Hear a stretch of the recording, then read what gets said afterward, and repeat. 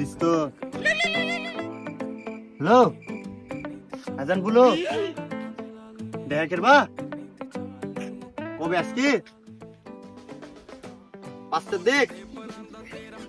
আচ্ছা ঠিক আছে, আমি চলে আসবো, টেনশন, আমি চলে আসবো।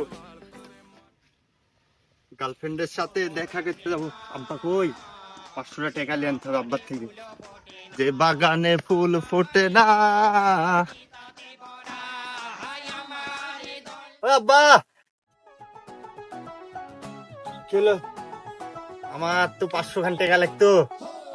তোর পিছনে এমনি আমি মেলা টাকা খরচ করেছি, ওই টাকাগুলো খরচ না করে যদি আমি একটা গরুর বাছুর টাছুর কিনে পুষতো, তাও আমার ওই একটা কাজে দিত। তোর পিছনে যে টাকা খরচ করেছি ওগুলি সব আমার পানিতে পড়ে গেছে। তোকে আর একটা টাকাও দেওয়া যাবে না, আর অত টাকা দিতে পারবো না আমি তোকে আর। না আব্বা, 500 টাকা লাগবে আব্বা। আমি ওই যে একটা কাজ আছে, আমার লাগবে 500 টাকা। কি কাজ? আমি তুই তো আজে বাজে কাজ ছাড়া টাকা পয়সা লিস নে, কি কাজের জন্য নিবি একটু বল।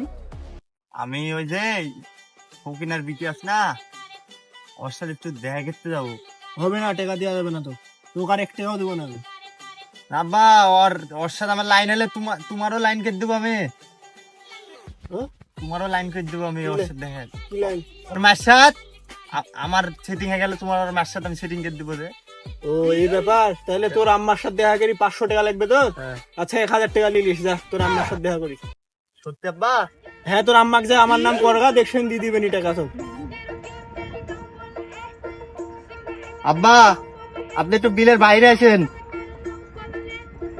কিসের লেগি? শুনেন তো, বিষয়টা হচ্ছে আমি তো 500 টাকা আছে না, আপনি আমাকে দিচ্ছিলেন না। যখনই বন্যার মায়ের সাথে সেটিং করে দেবো, আপনি তো আমাকে 1000 টাকা দিচ্ছিলেন। তো আপনি তো আমার একটা জাউরা বাপ, আপনি আমার বাপ, তো আপনি আমার ভাই। হ্যাঁ, আপনি আমার ভাই। কি বললি তুই?